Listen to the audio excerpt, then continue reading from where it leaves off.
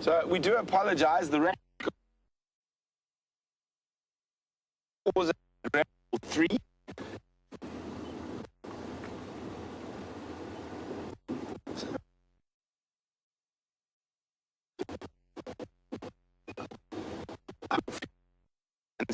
Stable shortly.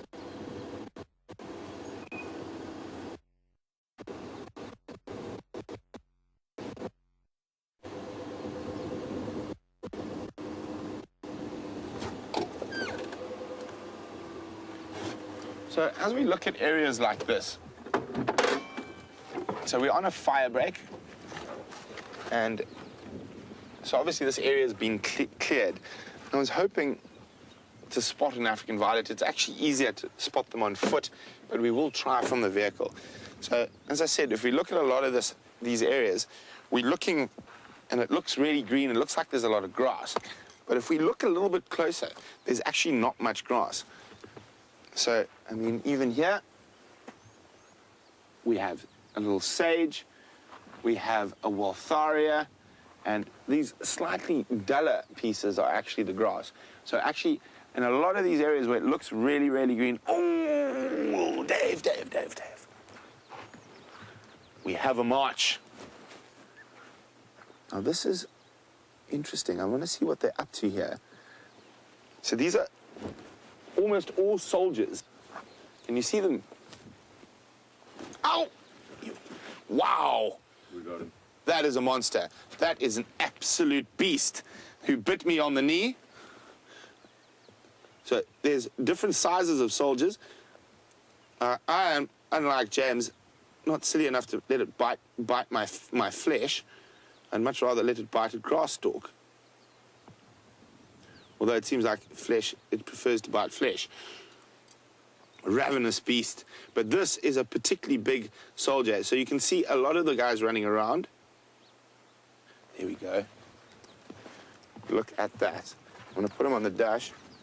Oh, don't bite me. Now, this guy will actually draw blood. So we have seen James let himself be bitten by these guys before, but a little bit smaller. Now, look at that. That is an absolute monster. I mean, look at that next to my finger. It's nearly the same size as it's bigger than my thumbnail. So these guys can definitely draw blood. And you can see he's quite dark and big. Oh, he's a massive soldier termite. And he's hitting his head on the dash there. Can you see him nicely, Dave, or is he behind the steering wheel? No, I can see him good. Okay. So, shame. I'm going to put him back. Oh. There we go. Oh. There we go. Back with your mates. It was amazing. So as I knelt down there were just termites everywhere. And they gave each other a signal. Here we go. There's still some here. I don't know if you can see there, Dave. Got you. So they gave a signal where I knelt down accidentally. I actually didn't see them when I knelt there. And that whole group of termites has shut down shop and all gone underground. And whether these guys are still working, there's some workers out. And can you see the workers there? And then on the peripheries, there are these soldiers. They're not as big as that monster we had earlier. So one of the things that makes termites and other things react. Oh, there's another there's big soldiers, and they're actually cutting grass at the moment, and these are a type of harvester termite. So they feed off the cellulose in the grass. So the things that eat termites are mostly aardvarks and aardwolves. I know Jamie had a long discussion about aardwolves. But if I show you a little trick, I feel a little bit bad. It's going to make them panic slightly, but... So if you're a termite, your eyes aren't that good and stuff, but they pick up on gases quite easily. So if I breathe and they pick up that carbon dioxide, it should cause them all to almost rush back in. Look at that. See all the soldiers start tapping, saying, everyone, there's something there. See the sudden activity as they're now trying to get back into the den. So that's one of the ways termites recognize that something like an aardwolf or aardvark is coming to attack them. They pick up on the carbon dioxide as that animal comes down to breathe, and it causes them to rush underground. But shame we won't harass the termites any longer.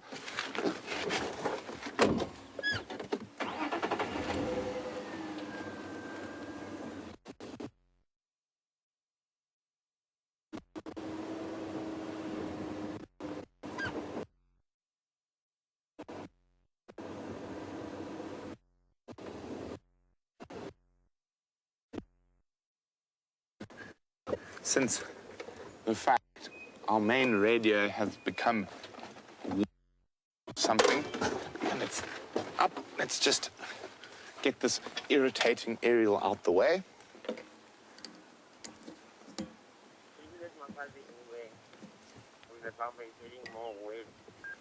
So there is a female leopard that was found in Buffalo's Hook yesterday. An unknown female leopard that no one knows who it is. I just heard Ephraim speaking about it now. Let's get this out of the way.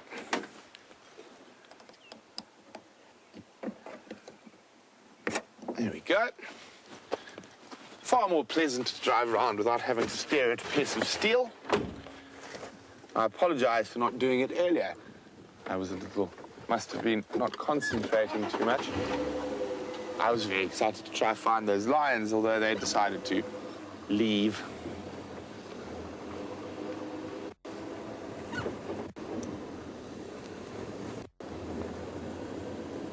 Ooh, the rain's getting a little bit harder.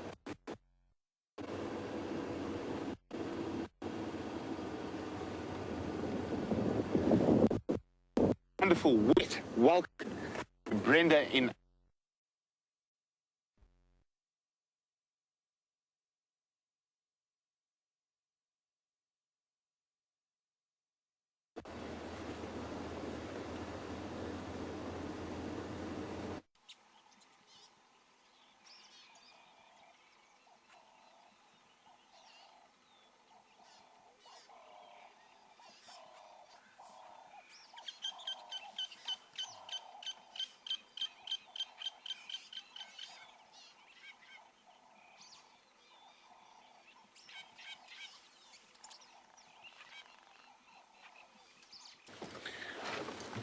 So, unfortunately, it seems that the far eastern reaches of Djuma are just beyond or being invaded by gremlins.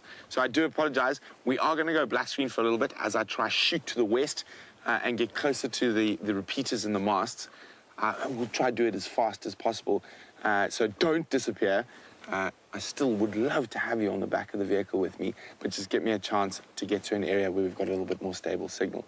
So hopefully I'll be joining you again in about 5 minutes as I do a Ferrari safari in search of signal.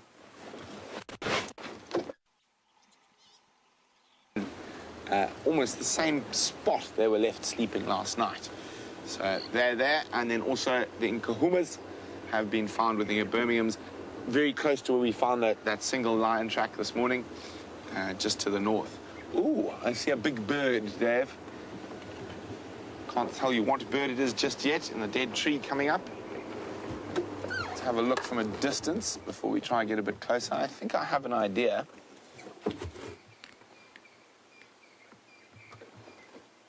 Oh, interesting. Very bedraggled looking bird. Let's try and get a little bit closer. I've got the idea. I wonder if you guys do as well. I'm sure some of our avid birders out there have already picked up on which bird that is. Even though it's looking slightly unimpressed with life. Really got its little shoulders hunched and full of water.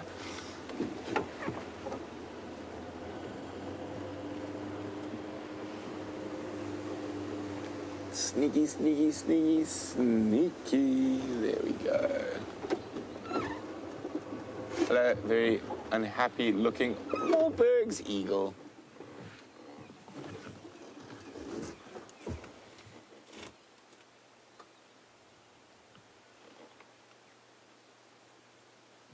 Look at that. You can see that very distinct little crest. And as I said, shoulders hunched, probably If you could get inside a Wahlberg's eagle's mind, he's thinking, sunshine, sunshine, sunshine, sunshine, sunshine, sunshine.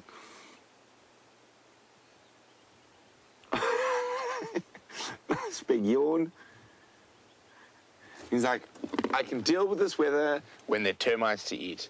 No termites to eat, and this weather is just not cool.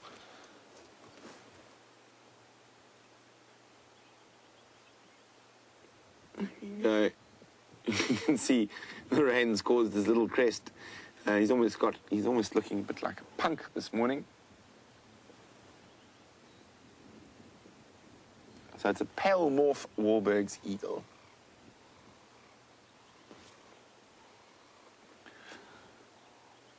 Well, at least Dave and I are in a far better mood than he is this morning. And one thing can say, maybe the gremlins have forced us to the west of the reserve because that's where there's going to be a leopard.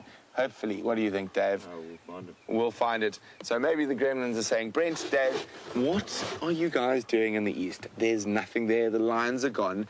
And the gremlins are pointing us towards the west where there's signal and hopefully something big and scary to look at. If not big and scary, I'm definitely going to move towards one of the best flower areas on the reserve. So I'm going to start heading towards there now.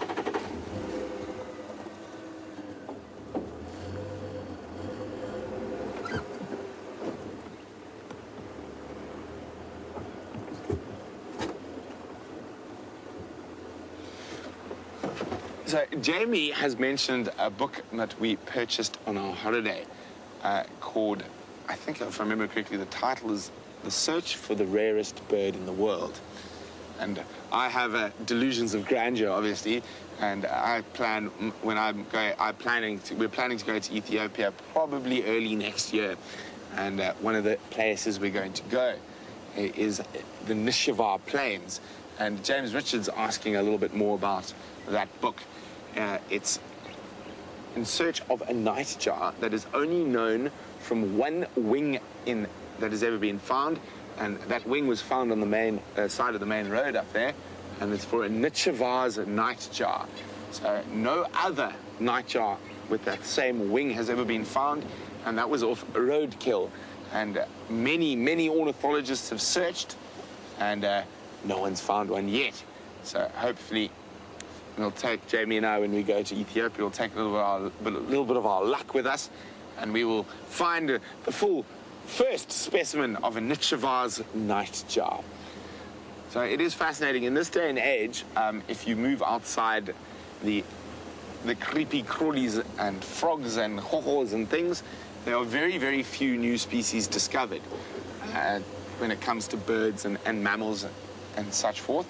So be really exciting to even just look, even if we don't find, to go out and search the plains of Nishivar for that nightjar. We definitely won't be the first, and I'm sure not the last, but it would be a fun little excursion to try find it. I haven't got too far into the book yet. I've only read the first sort of 10 pages, but I will keep you guys updated on how the book pans out. I know that they haven't found another one yet, but actually, do we have? Yes, we do. I don't think I've got that. Unfortunately, the app I have is only for Southern Africa, but the book is for the rest of Africa. And if we have a look quickly, see, this is obviously Jamie's copy because it's not held together with duct tape and doesn't look like it's been beaten up a lot. My book has actually probably been to more countries than most people. There we go.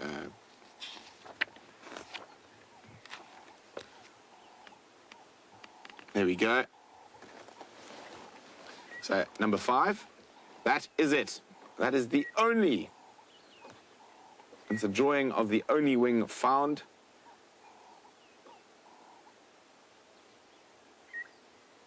Very poorly known species, initially described from a wing retained from a roadkill specimen. Sex unknown on Nishivar Plains. Oh, so there we go, that's it.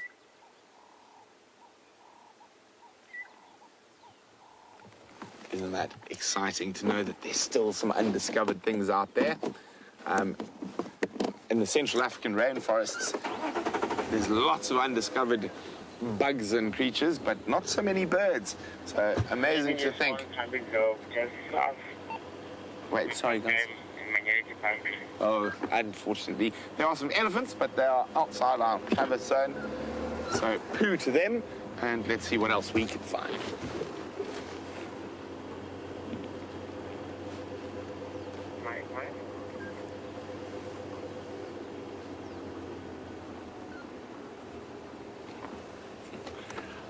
Well, Jeffrey in Texas is asking, do I have the call of the majestic swan on my app?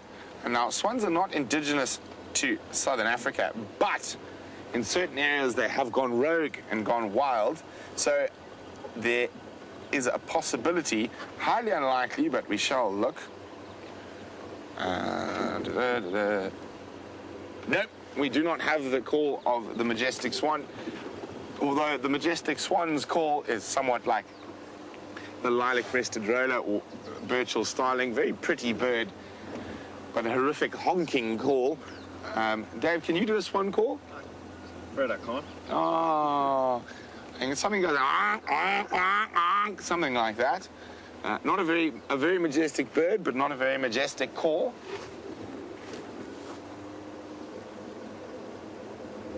And it looks like the rain has lifted a little bit, and if we're oh no, we're not going to be quick enough. There was one tiny patch of blue sky, but then the cloud there came over and covered it. So, but I do think it is lifting. I think we actually probably are going to get some nice sunshine during the day, so keep a lookout on the Ajuma Dam Cam. You might see some beautiful light after that morning safari.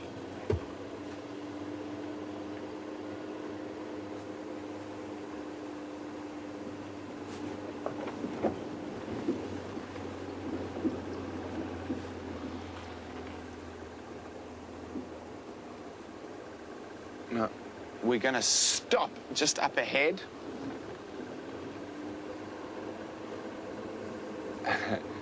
And we're going to just stop and listen to see what we can hear and see how many bird species we might get. It's quite a nice spot to listen for birds because we've got a little beginning of a creek system up here, and then we've got a seep line, so some short grass areas, and some nice cluster leaves and broad-leafed woodland above us. So it's a good spot. We might hear quite a few different species. And after that, Judy would like to know about Dave and my fencing match. And we'll explain that after we've listened a little bit. So let's see how many bird species we can hear. So,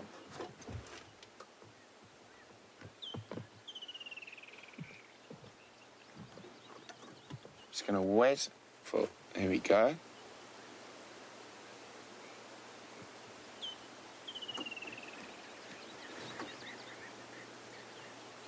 Dave, count with me. How many birds do you think you can hear?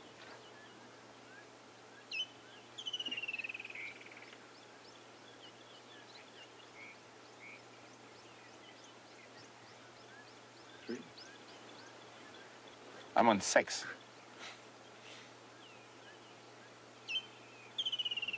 7. I can hear 7 different bird species. So, of course, the one that everyone will know there and the most prominent and easy to identify is that of the woodlands kingfisher. And then we have the canaries calling. You can hear some bee-eaters flying overhead. You can hear Burchell starling.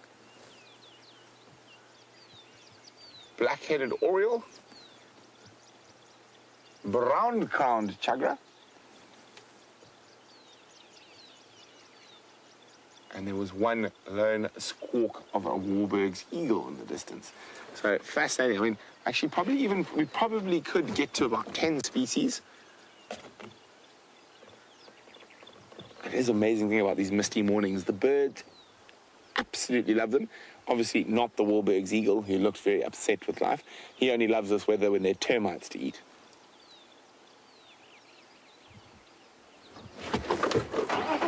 Now, I just saw something take off at high speed,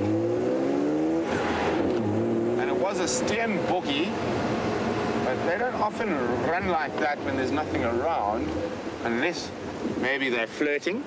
Let's have a look. I just saw the steenbok take off through here.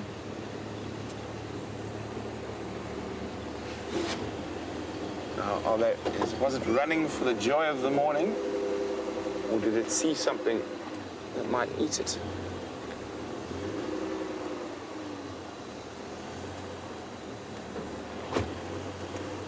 It's that flash of fawn.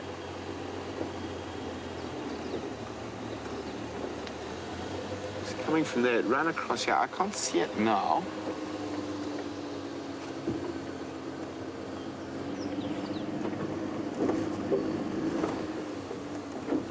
Quite often when you see something run, it's quite useful to see it afterwards, so you can judge their behavior on seeing it. But that has gone quite far. It was coming from in here, so let's just have a little look. And a little switch off.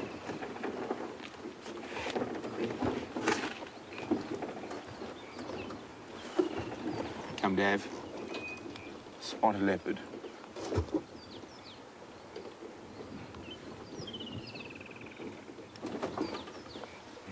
Yes, and a comment from Final Control. If Dave spotted a leopard, would I believe him? Probably not. I'd have to see it first. We're still trying to teach Dave what a lion looks like. It is taking some time, longer than one would hope, but we are working on it with Dave. I'm quite convinced he saw a kudu chasing or running around with another kudu, or maybe even an impala chasing another impala, and he was convinced it was a lion. Upon inspecting the area, there was not a lion track at all. That's all a lie. And Dave sticks to his story, which is very sweet.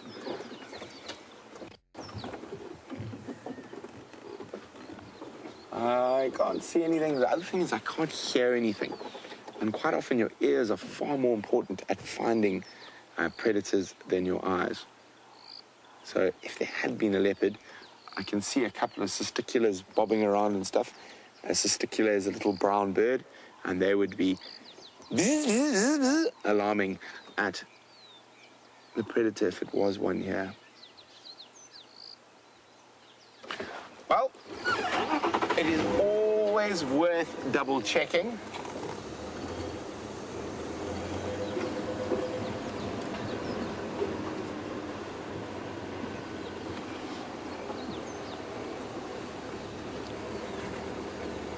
So Heidi-ho to Danny in the Windy City, Chicago. Danny would like to know, which animal do we approach most cautiously in a vehicle and on foot? I would say for me it's probably both the same species, and it would be elephant that we see regularly. And just because they're so big, and we do get lots of elephants that move from areas where they're not used to cars or people. So it's always best when you see an elephant to stop a little bit further away, judge their body language before going in. And the same principle would apply on foot. Obviously, you'd have to be even more careful on foot.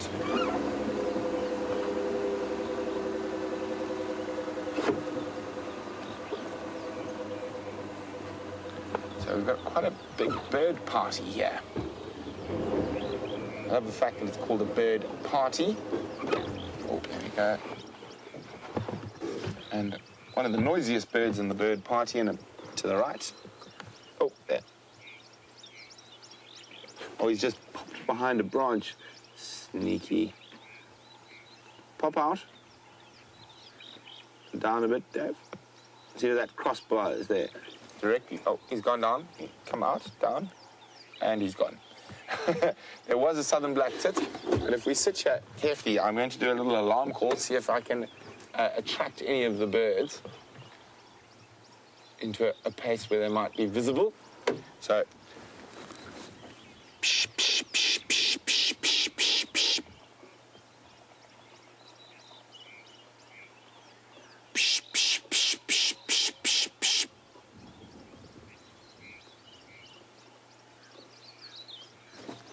Okay, let's go out and there. Left, slightly. Yes, that little tree there. Oh, there we go. You can see the fluttering about there. There's the bird. Little chin spot batis. Oh, and off it goes.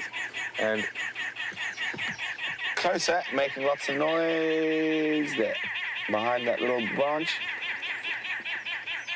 And you've got some arrow-marked babblers babbling away. Very well-named bird.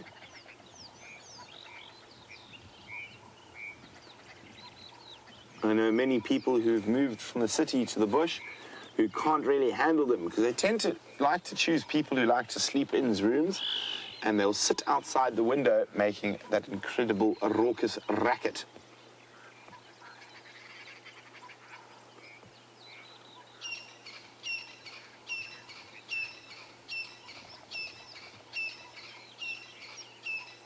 Oh, look there, there's another little bird, a little crombeck, a long-billed crombeck. Oh, gone. There we go, there's the arrow-marked babbler. Yeah, the Franklin's getting involved in the calling. And I'm just going to move forward a little bit. We might be able to catch a few more members of this little bird party.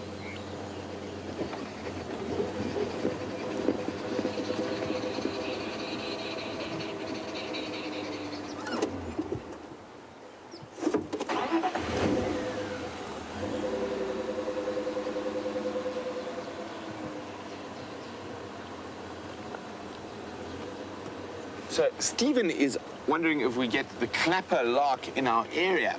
Stephen, we don't. We get the flappet lark. Ooh, there's a nice, okay. In there. Where's he gone now? Stay up. Okay, wait, let me just... it's escaped. I think we'll find him again now. Stephen, I'll get your question in a second. We're just going to have a look at what's in front of us first. I don't seem to be playing along this morning.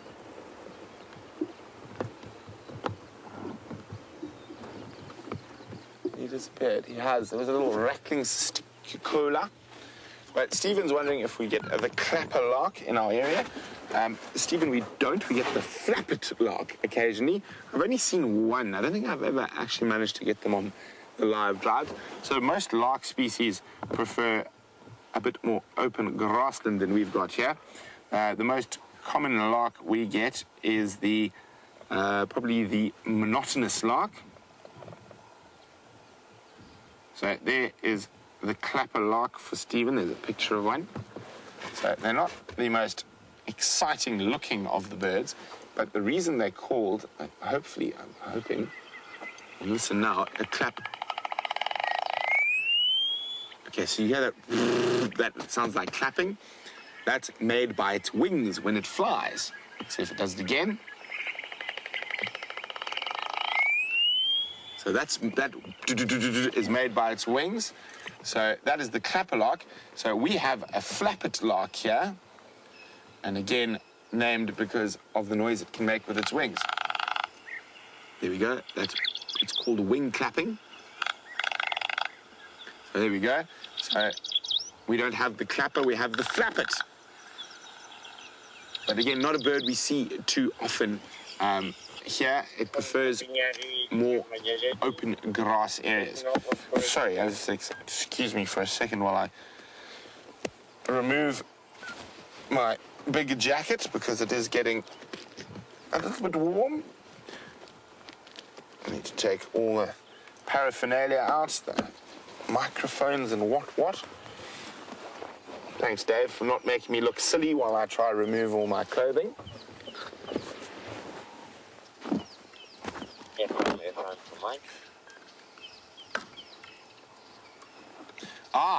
Judy asked about my fencing match with Dave.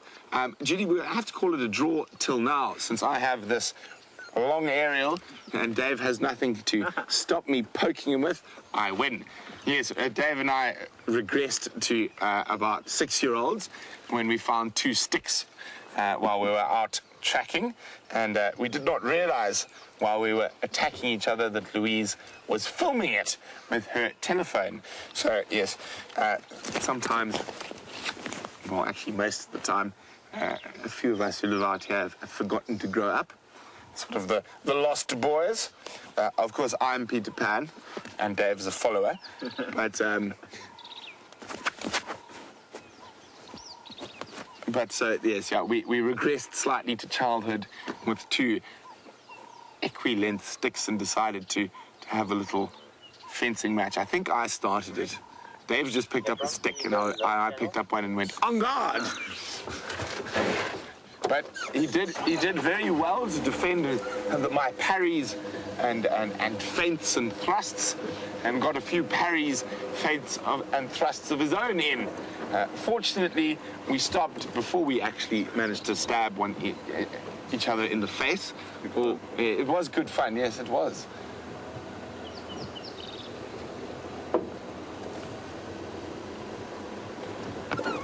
Sort of whole thing. It's not only the tracking, it's what Renius, his grandfather and father taught him about different plants, what can eat, what can you eat, what you can't, what it's used for, what it's not, so stuff, a lot of stuff you would never find in a book. So of course the tracking is a big part of that. I think for a lot of us, I know specifically for the presenters, it's definitely more about tapping into Renius's experiences and stories. He's been in the bush so long. He basically Mala, and then has worked in the Sabi Sands live. So just tapping into some of that incredible wealth of knowledge that he has stored about things you would never find in any book.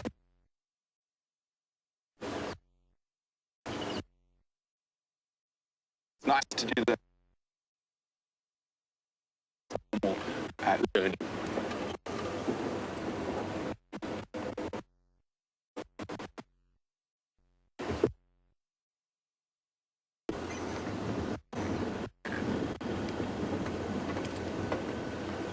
So it's a probably, I'm probably going to get into a little trouble for saying this, but the guiding industry as a whole in South Africa has changed quite a lot.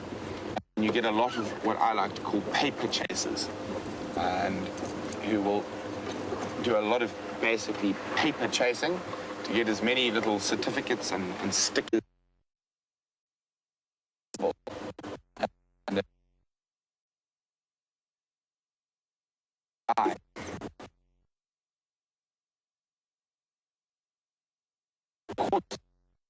Etc. But I'd like to say guiding is more of an art. You're far more of an entertainer than a knowledge gatherer. So you can have a guide on paper who's got every single gold star that you want, but he will put you to sleep in about 3 minutes. That's why I often say terrible guides. And the problem with a lot of the paper chasing is basically you'll have a guide who will tell you something you're sitting back and want to know it or not.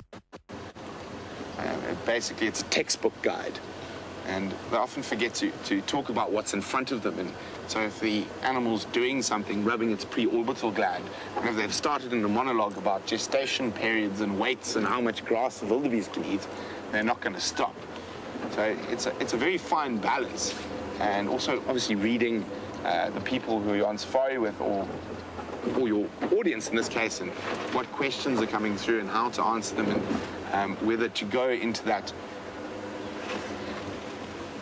deep detail about how many cells per point millimeter a blade of grass has, or to talk about eat the grass.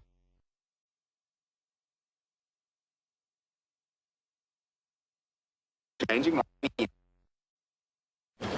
and things, but you'll often find that a lot of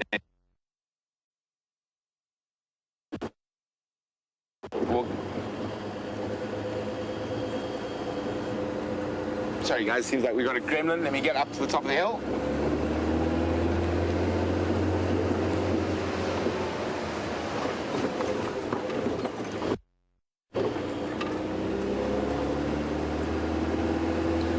Okay, sorry about that. I don't know where we lost comms. So a lot of the top lodges in the country will take on a student guide or a junior guide who's possibly done a year at one of these training institutions outside. And basically, I know from my time in those lodges, we basically say, okay, everything you've learned in the last year, forget. And we're not talking about the book knowledge. In my opinion, if you want to be out in the bush, that is your job. No one should actually sit on you to try to teach you that stuff. If you want to learn more about the animals, you should take it upon yourself to go study in your free time. When it comes to guiding, book knowledge should be left up to the individual, and the amount you decide to learn and read is up to you. And look, we have some little velociraptors. You know, such strange looking birds. They do have a very dinosaur-like look and movement. There you go. Helmeted guinea fowl, they're also looking a little bit bedraggled and wet.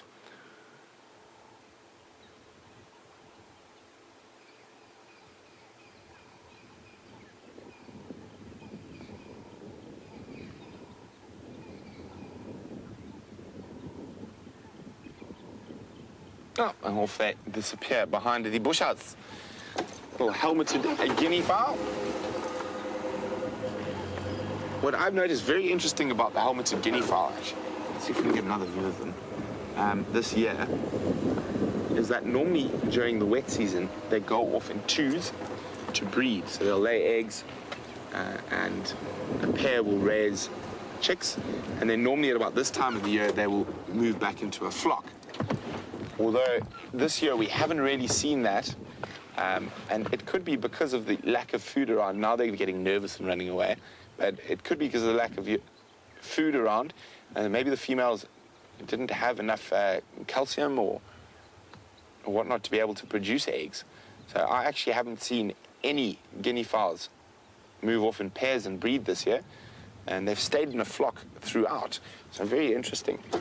And I think it might be a little bit too late for them to start breeding now. I think they've missed the season, so to speak.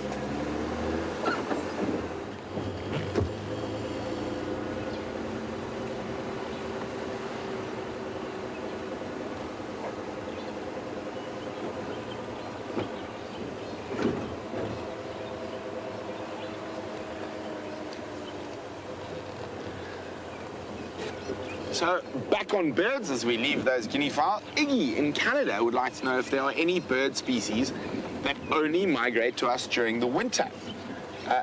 Iggy, not that I know of. I can't think of, no, not at all. So we have our summer migrants that are going to start departing from any time from now through to the end of May. But we don't have any winter migrants, so only the resident bird species will be around for the winter months. So I think, Dave, should we go look for some flowers? Let's go look for some flowers.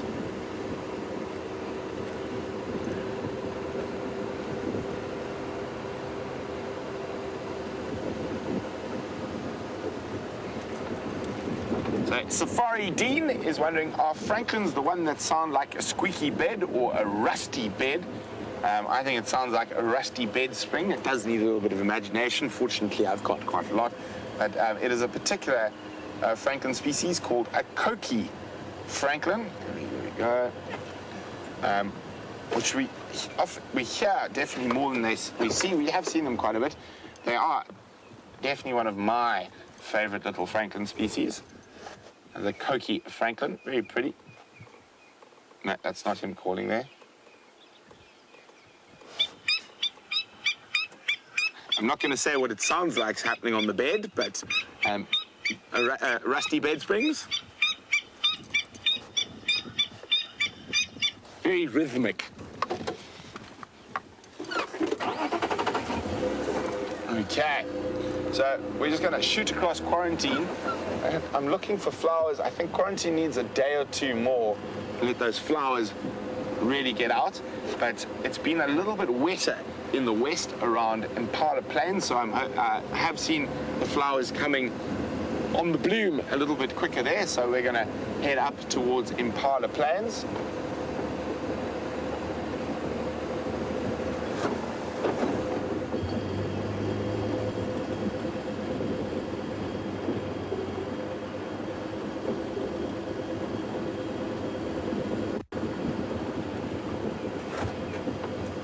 Morning mass in the City of Angels, Los Angeles. Actually one of my favorite US cities that I've visited. And Matt would like to know, now that we're coming into sort of fall or autumn, is the breeding season for the birds over? It is, Matt. It's pretty much done. Most of the birds have bred. Quite a few birds didn't breed this year, I've noticed. In particular, we're just chatting about the guinea fowls. And the Franklin bred quite early, so they're all fine. But we haven't seen many weavers breeding this year.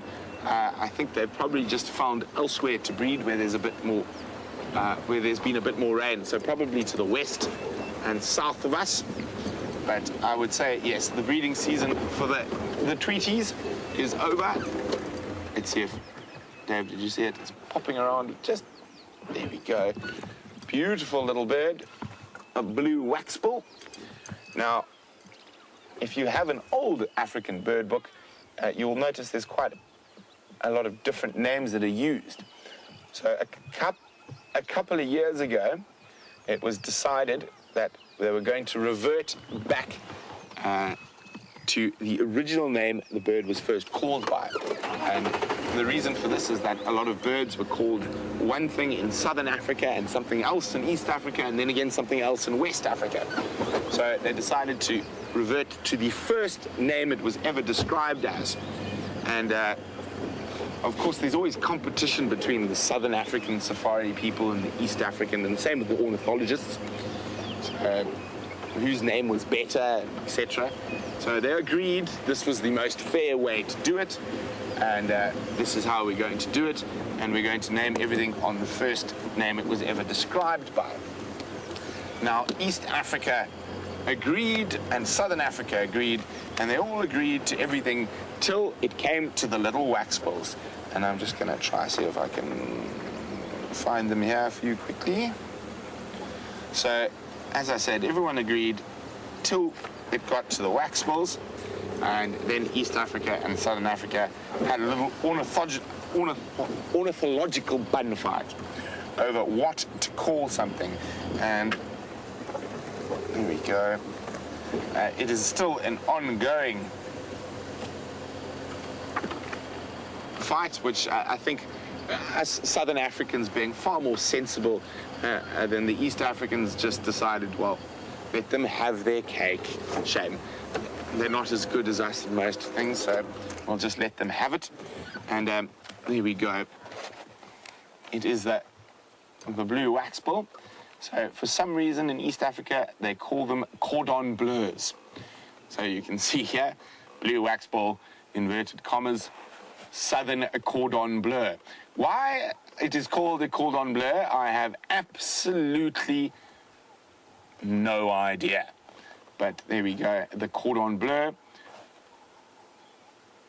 Yes, and of course, cordon bleu is very delicious to eat. But if you had to eat a waxbill, you would be very hungry for quite a long time, since I think there's probably less than 5 grams of meat on the poor little beastie. But that is the one thing that the ornithologists from Southern and East Africa couldn't agree on. So everything changed except the waxbills, where in South Africa we call them waxbills, and in East Africa they still refer to them as cordon bleus.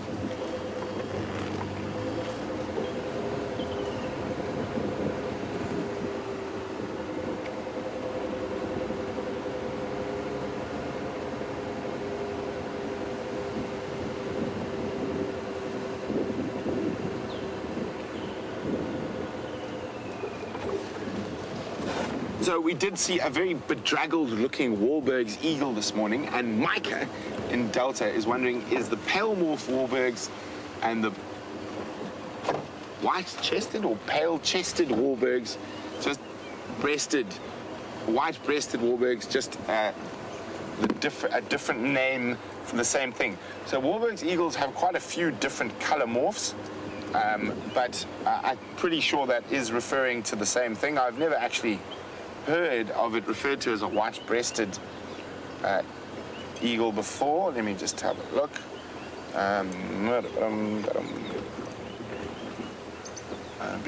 There we go. So I've never heard of that. I just know about, there we go, that's the pale morph. So I'm presuming that probably is the one that might be referred to as a white-breasted. Oops, sorry.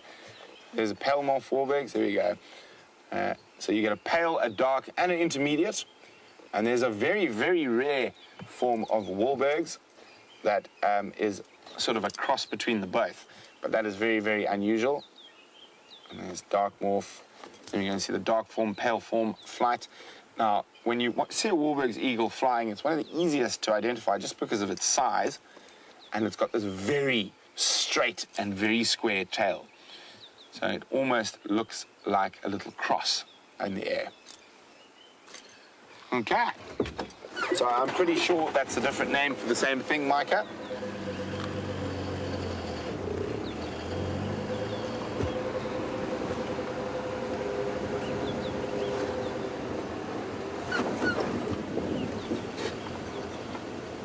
Oh, an animal with a heartbeat. Don't run away, please, Mr. Impala. No, come back. Oh, you terrible thing. Dave definitely didn't shower because everything seems to move away from us this morning. And I know I showered, so we'll just blame the camera department. There we go, guilty.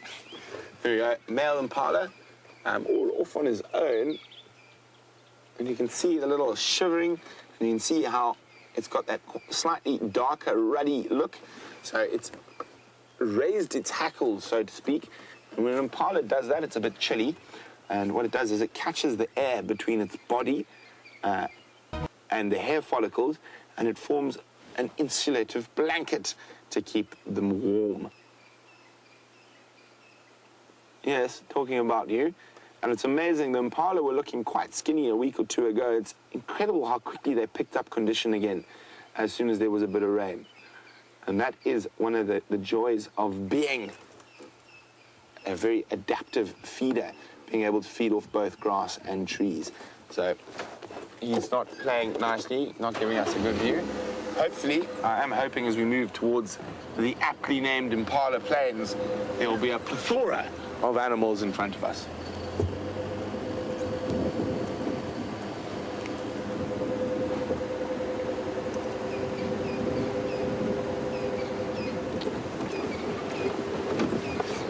So James Richard is wondering if we had any more signs of the baboons we saw recently.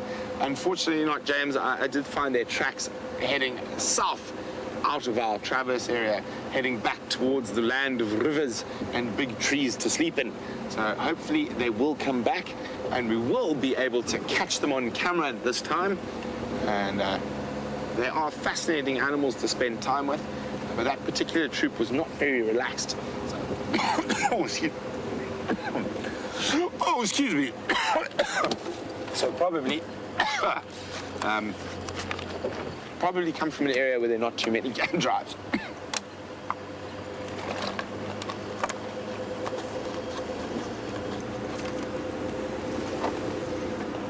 Haha.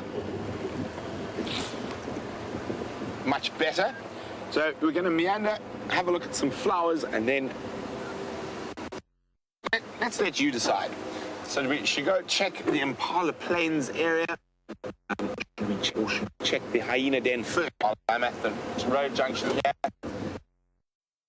Should we go to the hyena den and then flowers, or flowers then hyena den? And while you guys decide, I'm going to go find something.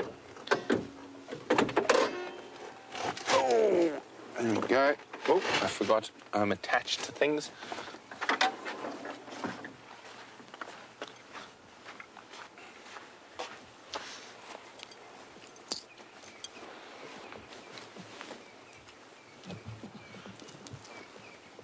Oh, no, there we go.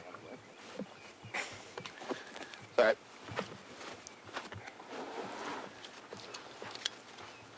if we pop that on the dashboard there, and Dave can show you nicely, that is a Terminalia gall, and this is actually caused by an ant. And there we go. We can see all the little holes in that there. So the ants get very clever. And if we have a look back at the tree there, please, Dave, you see there's quite a few of them on there. So what happens is the ants will bite and actually bite the tree, causing it to release a growth hormone called globulin, which is a really aptly named because it causes the tree to pump a lot of nutrients into that specific area. And then these Terminalia gall ants, as they're called, will lay their eggs, and it gives them a really nice, safe place for their babies to develop and come out. So there's also wasp species that do it, and one of their favorite trees to do it too is the silver cluster leaf or Terminalia. So it seems like hyena den is the core. I personally would have gone for flowers.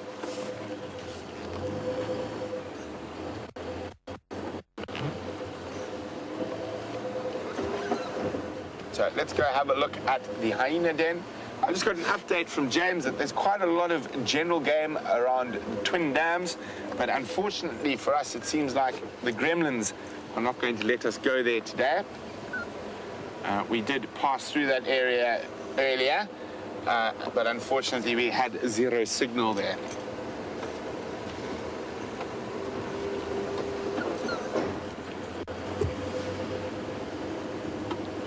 So everyone's very, very happy that we're going to the hyena den. Me too. Well, we better not get ahead of ourselves. We get all excited and there's not a hyena in sight. It is possible, especially in this nice cool weather. They might be out foraging still this late in the morning, but fingers crossed.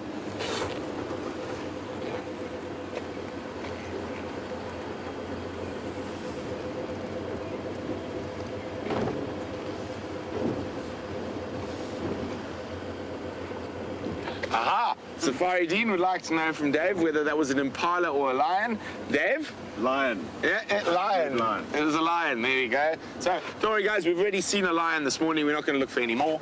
Dave has told us he has seen a lion / impala. Watch heads. There we go. A very nice temperature at the moment. I'm guessing, what do you reckon, Dave? 23, 24? Very comfortable temperature. The drizzle has stopped. It has abated. Thankfully, it rained a little bit before we started the live drive, so we haven't had to bail on you due to the possible equipment damage, although I think it got into the radio somehow over the last little while. I think we're going to have to get the camera department, VM in particular is the most technical. I think we should need to give him a hairdryer and let him dry everything. We have done that before, believe it or not, but maybe it might be time to borrow Geraldine's hairdryer again. Oh, no, whose hairdryer did we borrow last time? I can't remember. But to dry the equipment. It was Kirsten's hairdryer we borrowed.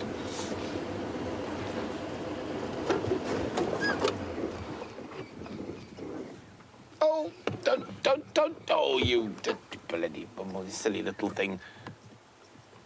It's gone behind. If we go through there, there it is, there. Not the best view of a female redback shrike who did a runner. I'm going to try and go a little bit forward, and it's going to fly. Okay, well, there was at some point a female redbacked shrike there, but it escaped us. But fortunately, we are arriving on the entrance road to the hyena den.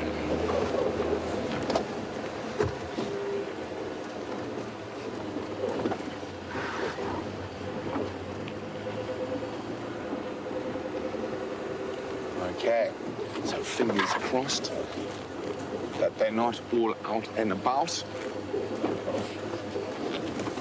And can you see any hyenas, Dave? I can't. I've got a sneaking suspicion that they're away.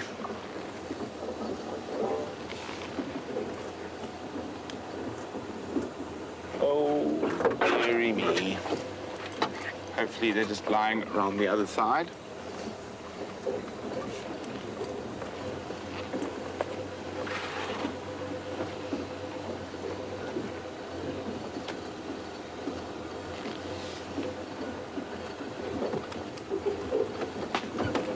It seems like they're having a morning off. Unfortunately for us. So, flowers it is.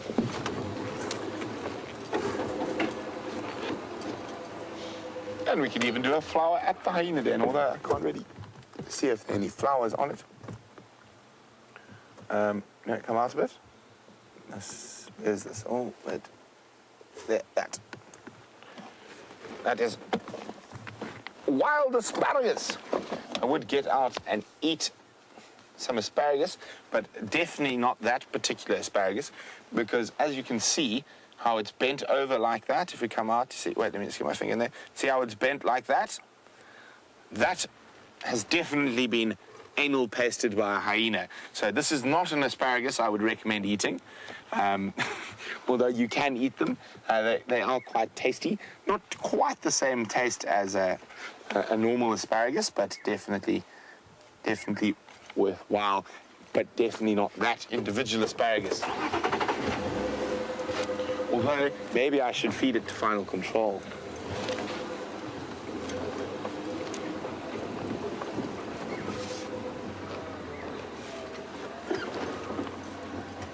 Oh, are we gonna make it? We're gonna make it. So, unfortunately, the only thing at the hyena den was a wild asparagus that had been anal pasted. We will not be eating that. I will try find something for us to eat. I'm a bit peckish. I don't know about you, Dave. Oh, yeah. Let's go find some bush food and some flowers. So.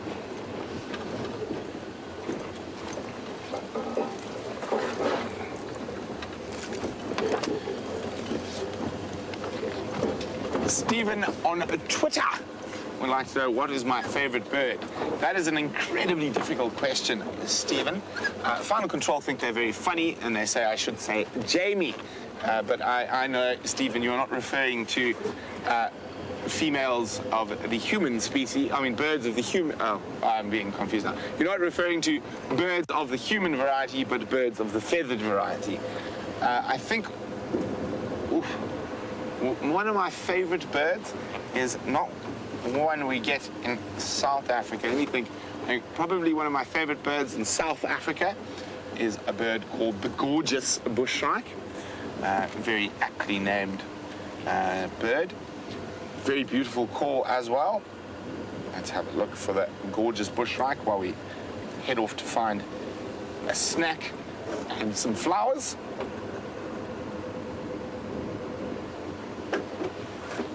Here we go. That is the gorgeous bushshrike. Very beautiful bird. And it's also got a lovely call.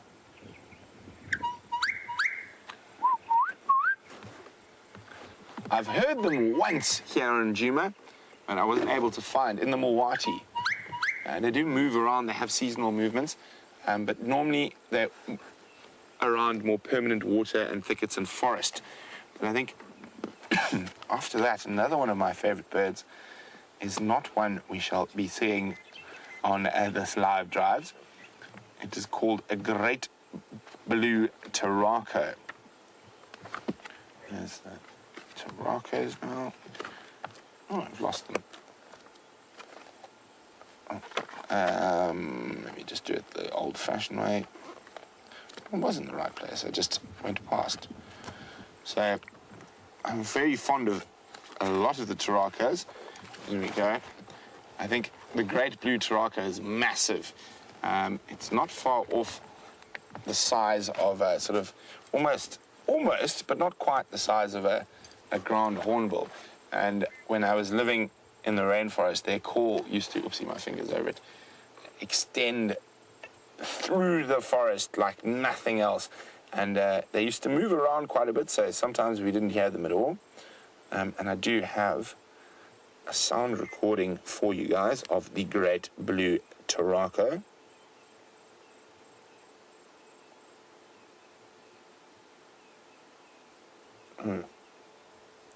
There we go. So there's the bird. And it can be heard through the forest for many, many, many, many kilometers. And that's unusual because that rainforest sucks up the sound, but they sit right on the top of those trees.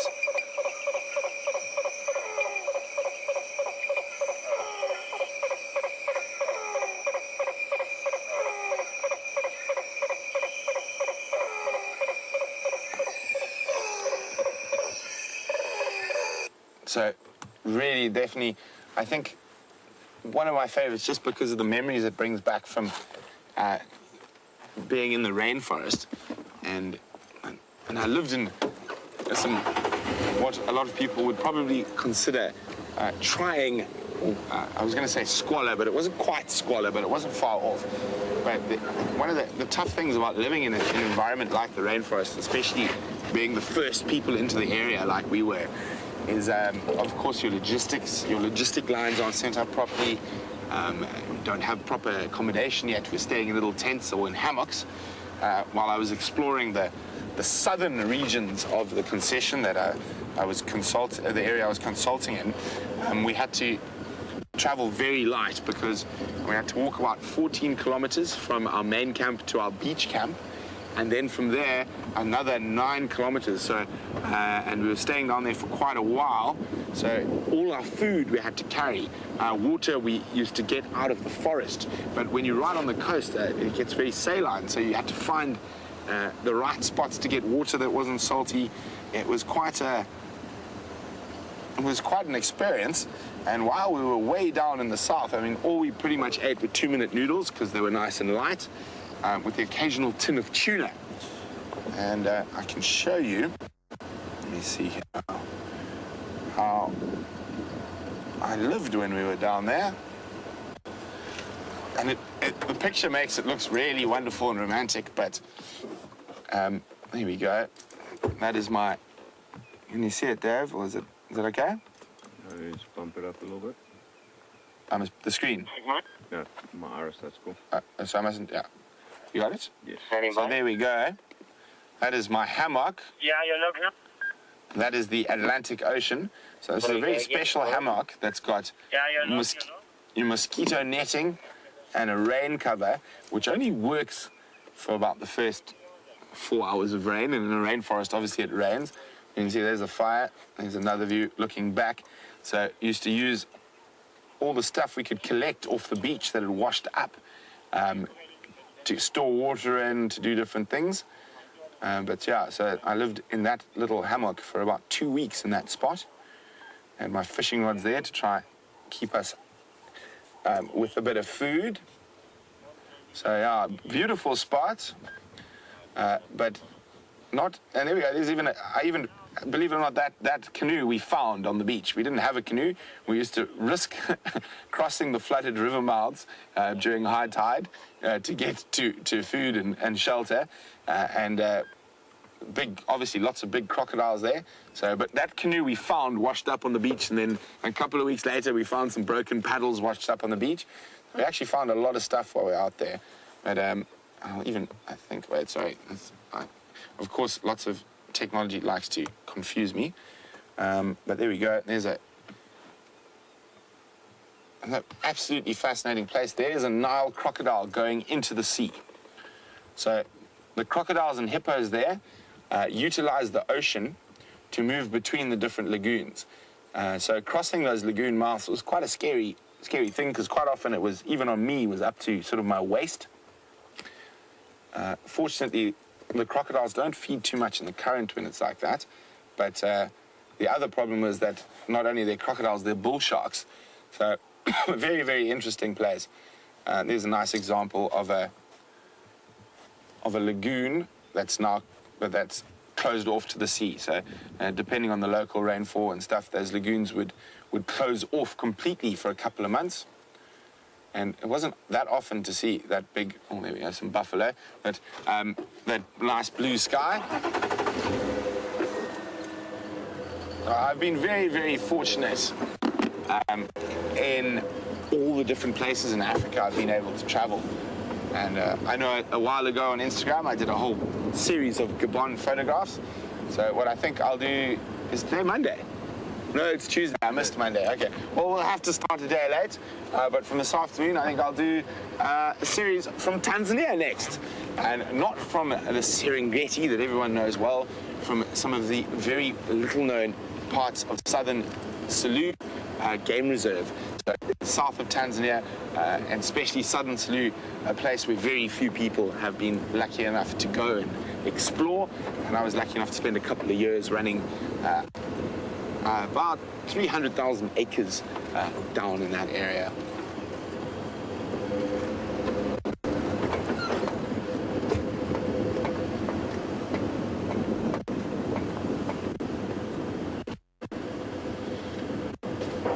So let's go find some flowers and a snack.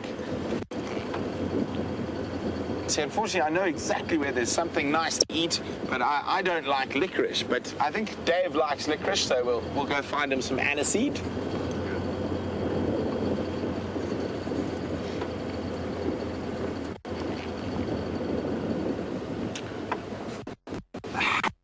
Twitter would know what is my favorite flower. That is quite a difficult question. I think it's probably one we don't get here. I know it from Botswana. Let's see if I can find it in my book for you. A, B, C, D.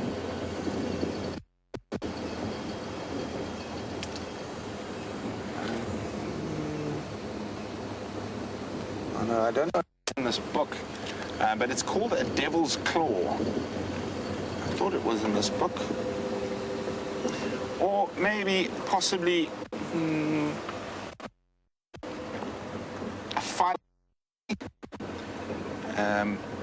I'm actually really hoping there's a strong possibility after all this rain we might see one here.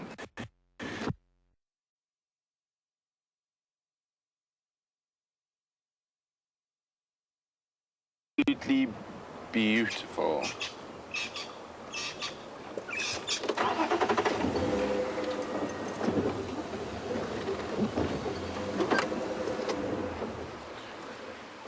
Okay. So, answering a question about my favorite medicinal wildflower from Halal, and I think it's a fireball lily, and I'm really hoping, excuse me, that after this rain, we do get them here occasionally. It is quite poisonous, so you got to be quite careful how you use it, but it is absolutely beautiful. So, it's used for mental illness in eastern Tanzania. The mental ill are bathed in the roots, so put some poison on the mentally ill. That's just the best way to deal with them. So this actually occurs throughout Africa up into Asia and India. India, it's used for asthma. So extracts of the bulbs, roots, and flowers is put into hot water, and the vapor is inhaled as a cure for asthma. And in Tanzania, another interesting one is it takes some poison and it'll fix sterility in women. So another interesting, and there's quite a lot of different uses. One of the more interesting one is in cattle. It's used as a veterinary thing. So the slimy juice of the bulb is applied to the groin and vagina of a cow to induce labor, so to make sure if the cow's having a difficult birth, it is said to help that labor coming through a bit quicker. And also powdered versions of the crushed bulb is added to cow's drinking water to increase milk yield. So very interesting, but of course with one of those plants that are quite noxious, you've got to be quite careful with the amounts you use. So in small doses it can be quite useful or helpful, but in large doses it can probably make you highly, highly ill. So there we go. Well, I can't find a snack for myself, but I shall feed the camera department. And where was it going? Right there. Let's feed the camera department so they don't get too upset. Oh, I keep forgetting I'm attached to things and I try to disappear. There we go. So Dave likes licorice, so licorice we will find him.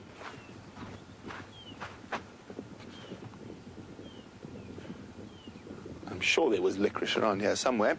So what we're looking for is wild aniseed. There we go. Very, very strong smell. Here we go, let's give Dave some seeds to eat. I'm not the biggest fan of licorice. Thank you very much. I'm not going to, but I do cook with it. It goes very, very well with pork, believe it or not. Wild aniseed used if you're roasting any pork. Just pop some leaves on it, put it in the oven. Delicious. But I'm looking for a phlegia. I have a sweet tooth. Dave, what do you think? Very, very much like licorice. Yes, it tastes very much like licorice. Good stuff. Yes. But I think I'm feeling a sweet tooth today, so I'm going to be in search of bird's brandy, or hopefully a fruiting phlegia, although I do remember I saw a fruiting guarri bush, and that's a nice little sweet treat if it's ripe.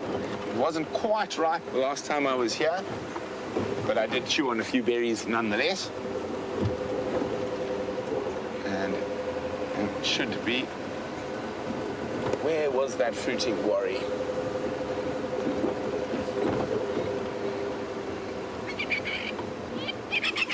Oh, quack, quack, quack, quack, quack, quack. Crowned plovers, you're getting in the way of me getting the food.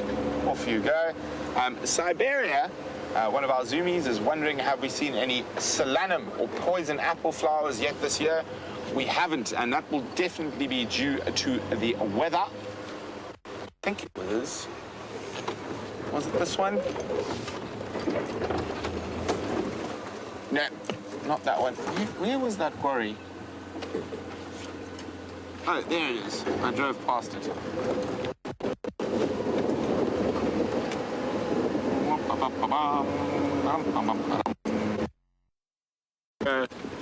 Unfortunately, generally the birds and other creatures get to these before me, but not this time. So there we go. And there's a ripe one. Oh, there's another one for Dave. There we go, Dave. So these actually look a little bit more ripe. Ooh, if the bugs got there first. No extra protein. There we go. Thank you. Still sweet, but there's still quite a lot of tannin, so it's not quite ripe. Needs a little bit longer. So, still a bit sort of that, sort of dries your mouth out, sort of almost. But I'd say another day or two before it's ideal. Tasty. It is tasty, very sweet. Trying to think of something to compare it to. Blackberries? Maybe a little bit like blackberries. Not quite as sweet yet, needs a little bit longer.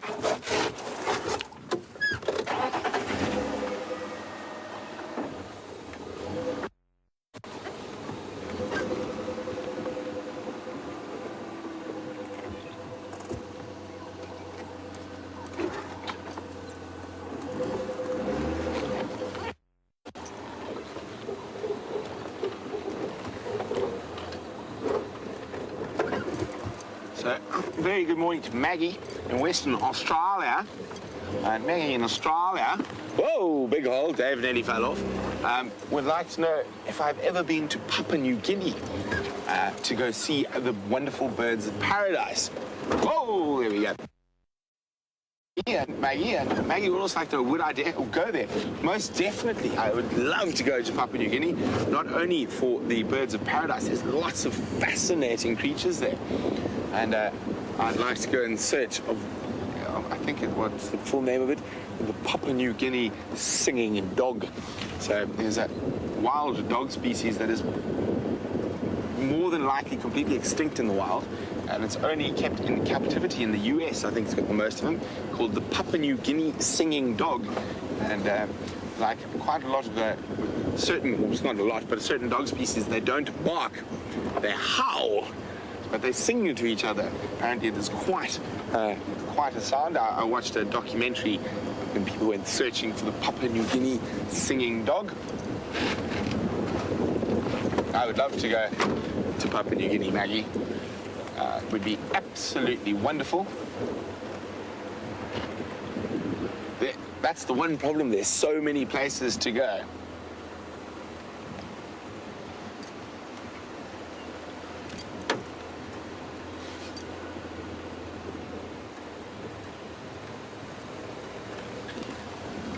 So if I was to travel to the US, Angie would like to know, what is the one animal I would most like to see? So, Angie, I've been to the US a couple of times, and unfortunately, they've always been very much cities. So, I've seen a few things,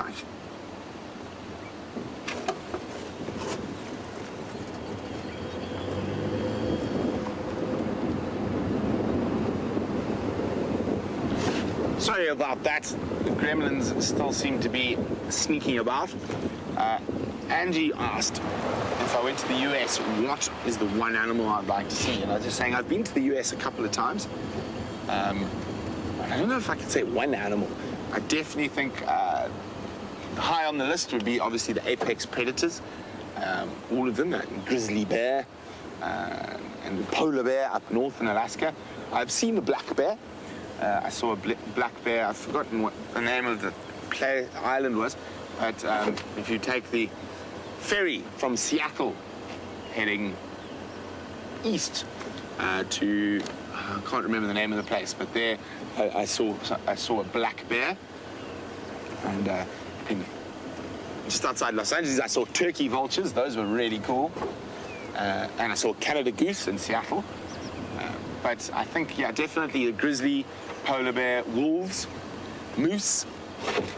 I saw white-tailed deer. I saw coyote. Oh, big bird. Big bird being bombed bird. Can hear all the dwarf mongoose alarm calling.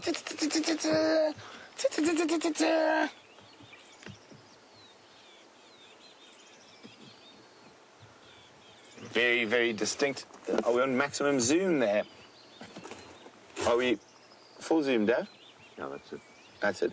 So, okay, you can see the feathers do not go all the way down the legs, which gives us a clue that it is not a true or Aquila eagle like a Wahlberg's or a tawny, but one of the most distinctive features is that, oh, now he's turned his head, that really, really beautiful golden yellow eye, and being harassed by the resident fork-tailed drongos, as a brown snake eagle.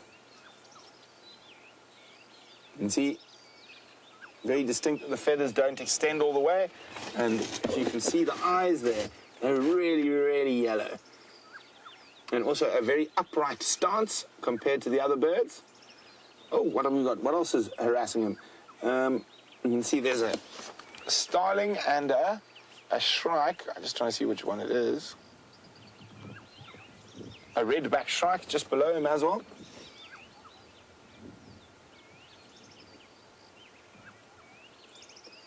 And then here, there's... Is that a red-backed shrike? Looks a bit big. Sorry, guys, I'm just trying to figure out what the bird is directly below, if you can see there. Initially, I thought it was a red-backed shrike. Now, I think it might be something else.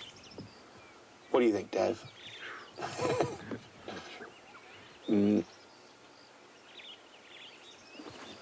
I'm pretty sure. It looks like a red-backed shrike. It just looked a bit big for a second there.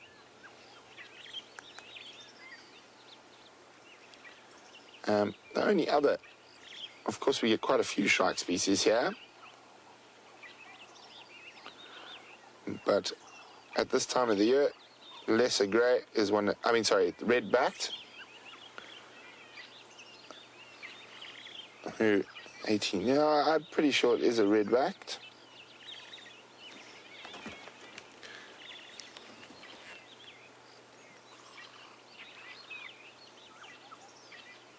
Yes, it is a redback. But you see all the starlings and other birds that snake eagle is just ignoring.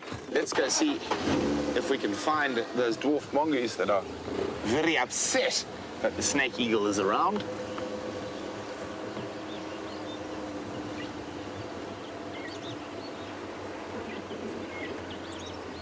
I'm probably just going to see the little heads popping out of somewhere safe. They are alarm calling. I'm going to switch off now. They're alarm calling all around us here. Probably not going to have the best visual because of that eagle, but just in that little thicket. There is where they are. I can't even see them.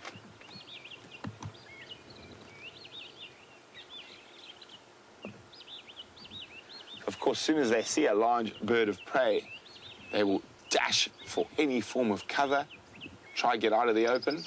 There we go. You hear that alarm calls. Shame though, guys.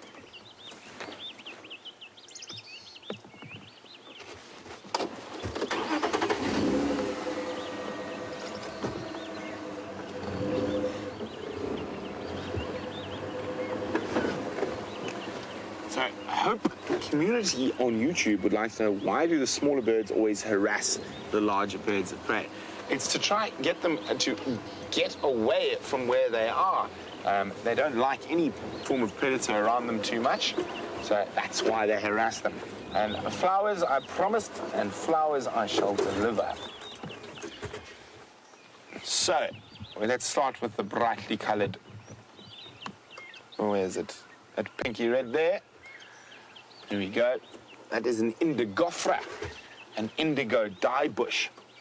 So the roots of that are used by traditionally to create a purple dye and used in basketry. If you've ever seen any traditional Zulu and also in Tswazi baskets, the colour in there is traditionally made from that specific plant, the indigofera. And if we come out from the indigofera, the yellow flower next there, Dave.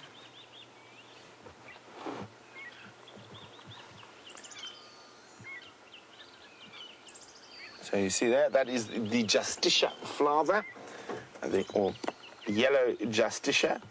Very pretty little flower. And one of the communities that borders the Sabi Sands is actually named after the Justicia flower, but more named after the Veld Justicia. And then we have one more flower, Dave. Yes, did you not see it? Tisk. So if we go from the yellow flower, we'll just go into the yellow, and then come this way. Let me just have a look where you're looking. There we go. Go in there, right there. That is a beautiful little thing called an Oldenlandia. That is also a heliotrope. So it also follows the sun. Those flowers will move around during the day. There we go. So a lot of these flowers, not all of them have different uses and medicinal uses. So the Justicia flowers, which we were talking about a little bit earlier, the yellow ones, they are host to blue butterflies, and those are some of the hardest butterflies to identify. And they are tiny little ones. There we go, there's a little blue butterfly. And a lot of butterfly species will lay their eggs on a very specific plant. So they'll have one type of plant that's their larval food plant. So very interesting that that it has evolved to be so specialized. And you can just hear, how upset everything is with that brown snake eagle. The dwarf mongoose, we can't see hidden there. There's a squirrel alarming as well. So, too much racket around here. Let's move on.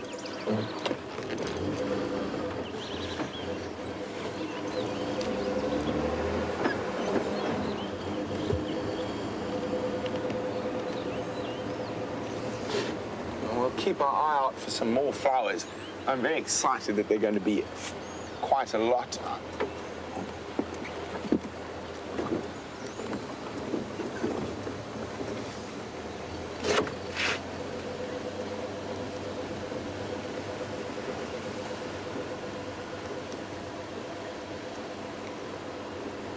Oh dear. Dave, do you remember what channel are you on? Channel 2. Channel 2. I think I bumped the thing when I picked up the radio to get signal there. And we hear final control again. Sorry, that was my fault. As I moved the radio, I think I just changed the channel dial.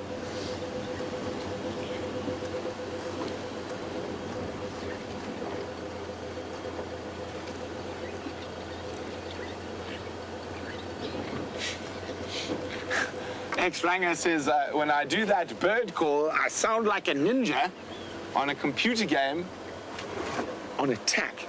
Now, I'm not sure which bird call. I think it's probably the swan.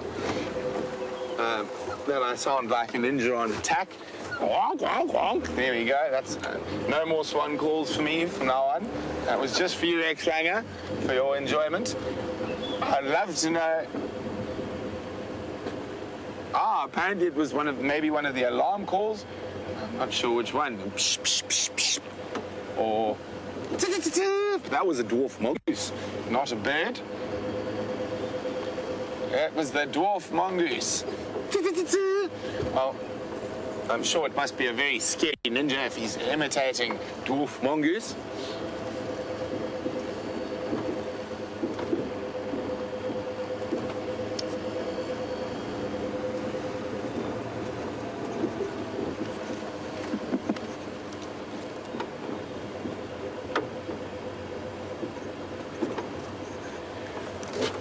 Hello to Corin and Christy in the US. They said, very happy I mentioned the grizzly bear, but what about the mountain lion?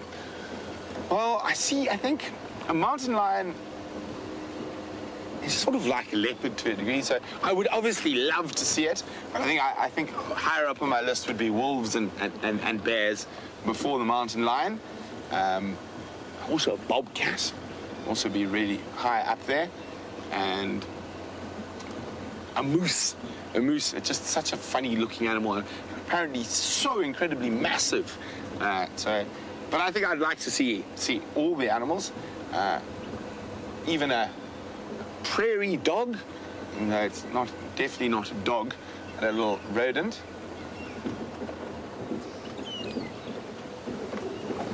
And as I mentioned earlier, I saw coyote when I was outside of Los Angeles. Same place I saw the turkey vulture. Oh! One of my definitely, there we go.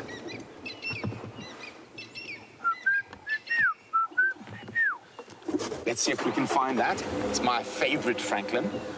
It's a Shelley's. And my grandfather taught me how to remember that call many years ago. And to drink a beer, to drink a beer.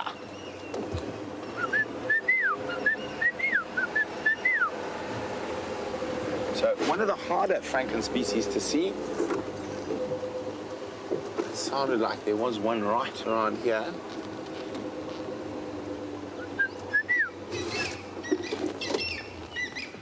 Where are you calling from? There, I've spotted you. So they don't call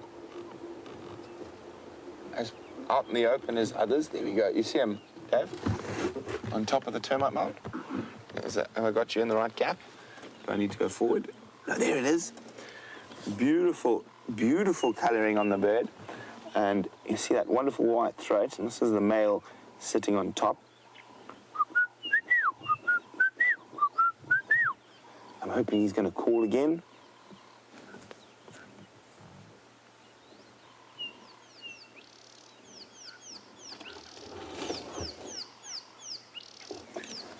is a way to make him call. It is a little naughty, but maybe we should do it.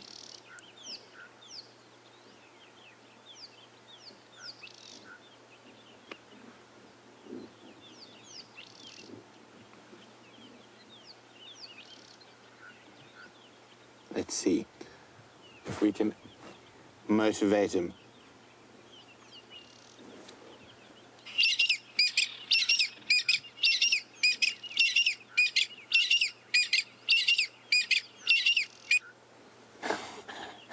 So, there we go. So, there we go.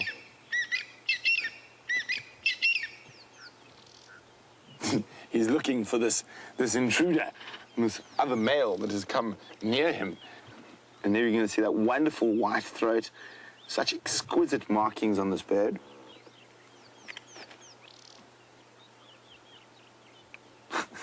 Where did the competition go?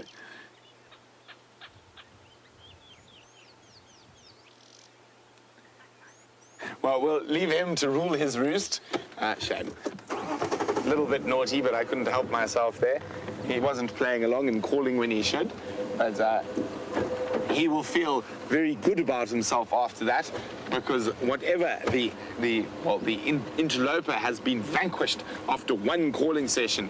Quite often when you find two males competing over a certain area, they will literally shout at each other for hours. So I think he'll be feeling quite big and strong and chuffed with himself that after one small call, he's managed to vanquish the intruder.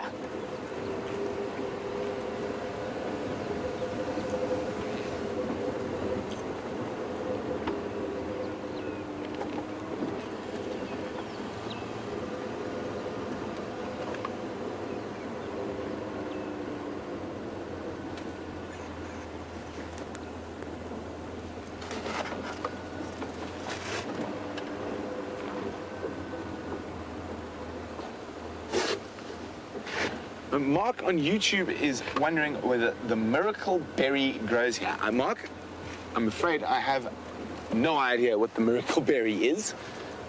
So it might not. I'm afraid I don't know. Could you give me a little bit more information on the miracle berry, maybe? I haven't heard of it before.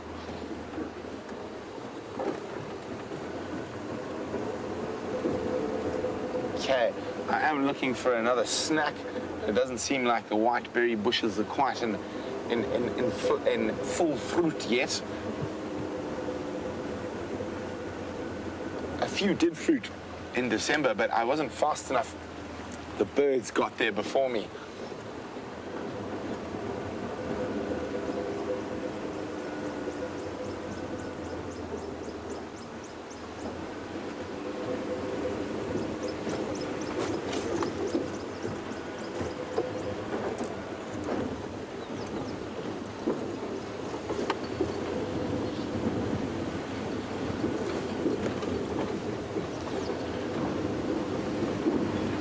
So, as we draw to the end of a wet sunrise safari, unfortunately, the lions invaded us and obviously passed through our traverse area while we were still in bed, and we could hear them calling, but unfortunately, they went through. It's possible they might come through on the sunset safari, and hopefully we have back up to 2 vehicles.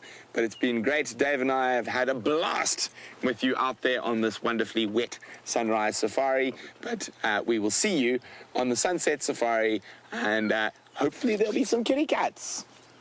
Toodles!